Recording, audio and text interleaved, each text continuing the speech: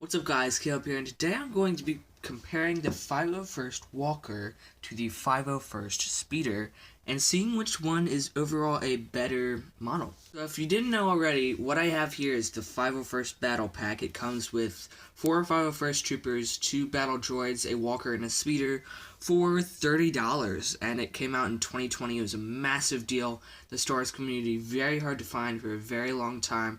Now it's not quite as hard to find, but it's still a relatively rare item to pick up for quite a while, and I thought I would go through each of these models, although they both come in the same set, which one has better design, better playability, better displayability, my opinion, and then we'll add up the total and see which one is better, the Speeder or the Walker. However, if you buy the 501st Battle Pack, you are getting both, along with 4 501st Troopers and 2 Battle Droids. So, pretty much if it's a tie for you, you know you're going to be getting both these in a $30 set, which is actually really cool. I drew us up a little comparison chart, Walker versus Speeder. We're going to be looking at design, playability, displayability, and opinion, and of course the total, but it's going to be out of 10. I'm going to be ranking each of these out of 10 for the Walker and the Speeder, and at the end we are going to see which one is better. So we'll start off with the Speeder, and it's overall, straight off the bat, really good design. You can whack this thing quite around quite a bit, and nothing pops off at all, which you definitely cannot say for some sets. So it's nice that this has a really tough design, and maybe things will get bent out of shape a little bit, but it's so far got a really good design off the bat. By the way, if you want to get more into detail on each of these vehicles, you can check out the review on my channel that has already been uploaded quite a while ago. So go ahead and check out the 501st review while you're at it to, really see the minifigs and other things more in detail. But we're going to be looking at the two vehicles mostly in this video. Now, a big thing that plays into the playability is it actually has 2 stud shooters on the front, and you can just press those and the bullets ride around and pretty much shoot off of there pretty hard. So I do like that play feature. But besides that, there's actually not really any playability on the model. I mean, we can put the 501st Trooper on the Speeder bike, and it does look really good, except it's a little bit hard to, clip each of these little things into his hands, and unfortunately there's nowhere for his blaster to go. So it just kind of sits on the side, whereas the Walker actually has a clip to store our weapons. We'll get to that in a little bit. It is a little bit disappointing how you cannot clip it on anywhere. But this is definitely a very displayable model. Like, this looks really good from pretty much all angles. It's got some interesting part usage with the snowshoe pieces as almost skis or things on the front of it and the back of it on the engines there. It's actually got some guns on it.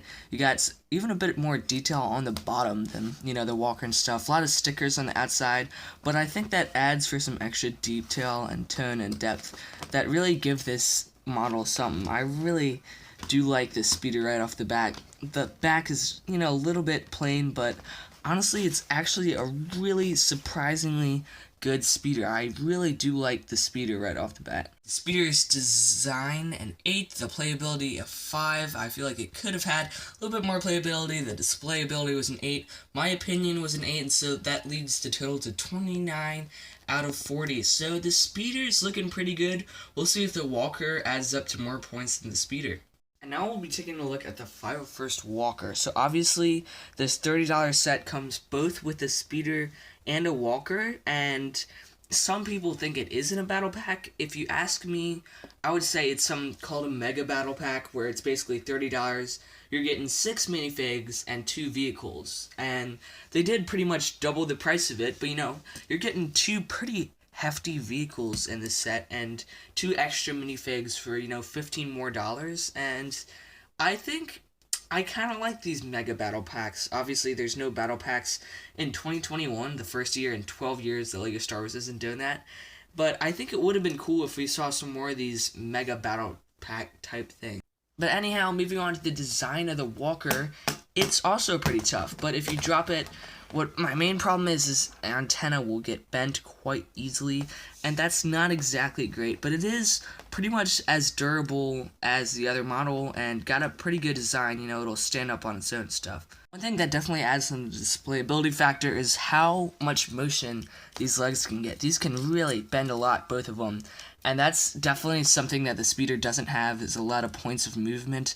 This thing has a lot of those, and can really, I feel like kids can use a lot more of their imagination on this, making it walk around and stuff, and it's definitely has a bit more playability, especially with this clip where you can actually store pretty much a gun on the back from your 501st Trooper, which is very nice. And I will say, when we fit a 501st Trooper in, it looks very nice. It doesn't, I feel like, stick out quite as much as the other model. Unfortunately, it only does have one stud shooter, while the other one does have two, and so maybe it counts a little bit less on the playability factor because of that. I mean, that one did have two stud shooters and that did have one, but obviously you can also clip, the cannon on the back, and actually includes binoculars too. So it has a lot of room for storing things, which the speeder doesn't exactly have. But this is very, very nice. Let's, add all up the points and see what we get. Design for the Walker got a 7, playability got a 9. This thing has a lot of playability. Displayability got a 7. I feel like the speeder has a little bit more playability in there.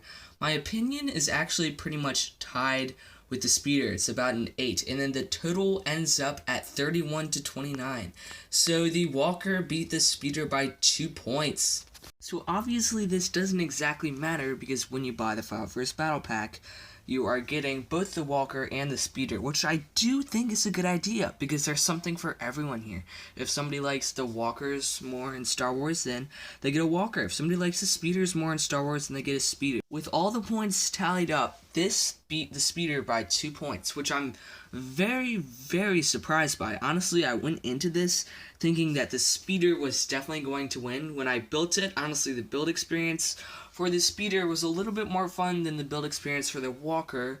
This one has a little bit more playability packed into it, but this one looks a little bit better on display, in my opinion. And so, I really don't think you can go wrong with either of these. You saw that on my opinion sheet, they were both an 8. They were both really high, but they were both tied, in my opinion. And so, if, that's just my opinion, you can take it with a grain of salt, but, we added up all the points, and I was very actually surprised that, this one, I honestly wasn't expecting it, because my opinions are actually the same on these now, which is very, very interesting. Actually a really fun video to make. I plan on doing, more of these with bigger sets, especially, I think it'd be fun to do with the modular bookshop, the bookshop versus the townhouse, because that could be a really exciting, fun one to do. But this is Seabrook Productions, sign off for now. Make sure to like and subscribe, and I'll see you guys later. Peace out. Bye.